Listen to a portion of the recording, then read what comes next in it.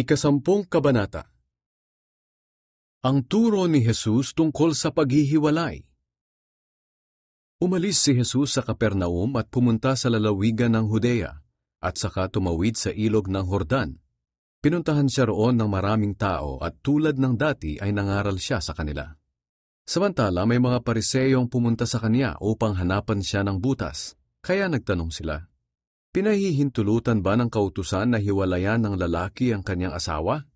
Tinanong din sila ni Jesus, "Ano ba ang iniutos sa inyo ni Moises?" Sumagot ang mga Pariseyo, "Ipinahintulot ni Moises na maaaring gumawa ang lalaki ng kasulatan ng paghihiwalay, at pagkatapos ay pwede na niyang hiwalayan ang kanyang asawa." Sinabi sa kanila ni Jesus, "Ibinigay ni Moises sa inyo ang kautusang yan dahil sa katigasan ng ulo ninyo. Ngunit sa simula pa nang likhain ng Diyos ang mundo, ginawa niya ang tao na lalaki at babae. Dahil dito, iiwan ng lalaki ang kanyang ama at ina, at magsasama sila ng kanyang asawa, at silang dalawa ay magiging isa. Hindi na sila dalawa, kundi isa na lang. Kaya hindi dapat paghiwalayin ng tao ang pinagsama ng Diyos." Pagbalik nila sa bahay, tinanong siya ng mga tagasunod niya tungkol dito. Sinabi niya sa kanila, "Kung hiwalayan ng isang lalaki ang kanyang asawa at mag-asawa ng iba, nangangalunya siya at nagkasala sa una niyang asawa. At kung hiwalayan ng isang babae ang kanyang asawa at mag-asawa ng iba, ay nagkasala rin ng pangangalunya." Pinagpala ni Jesus ang maliliit na bata. Dinala ng mga tao ang kanilang maliliit na anak kay Jesus upang patungan niya ng kamay at pagpalain. Pero pinagbawalan sila ng mga tagasunod ni Jesus.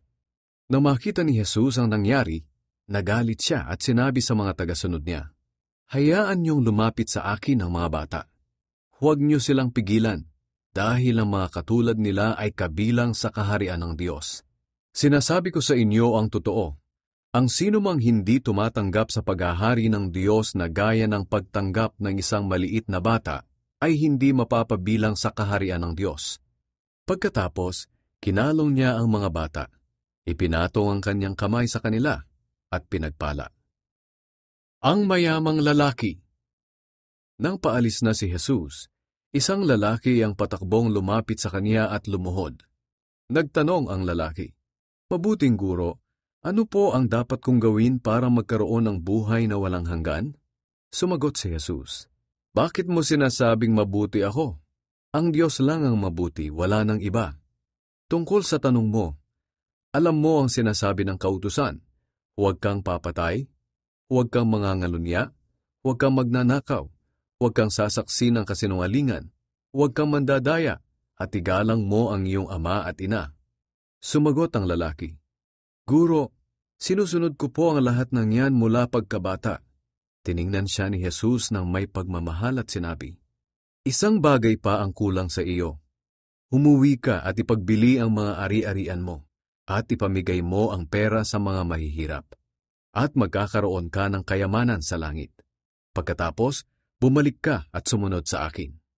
Nalungkot ang lalaki nang marinig ito, at umalis siyang malungkot dahil napakayaman niya.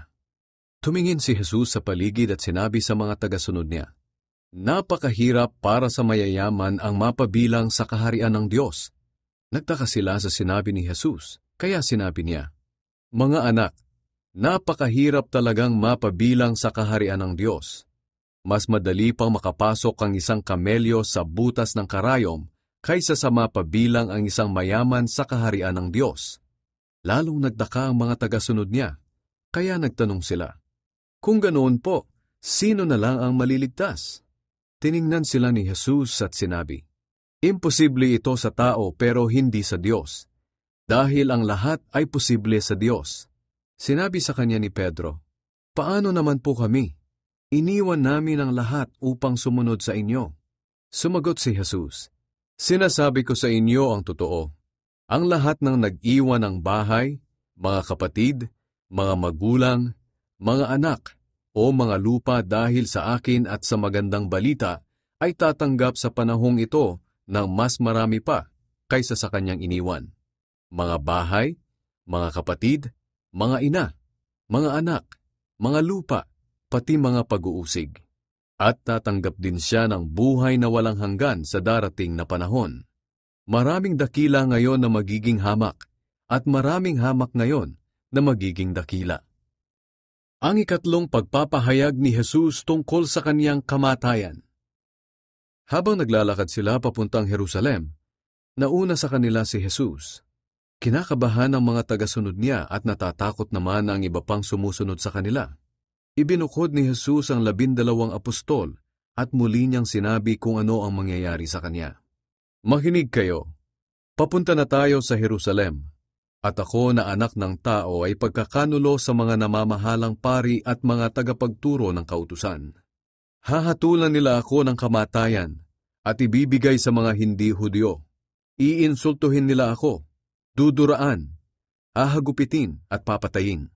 Ngunit muli akong mabubuhay pagkalipas ng 3 araw. Ang kahilingan ni Santiago at Juan. Lumapit kay Jesus sina Santiago at Juan na mga anak ni Zebedee at nagsabi, Guro, maihihilingin po sana kami sa inyo. Ano ang kahilingan ninyo? Tanong ni Jesus. Sumagot sila, Sana po kapag naghahari na kayo ay paupuin nyo kami sa inyong tabi, isa sa kanan at isa sa kaliwa.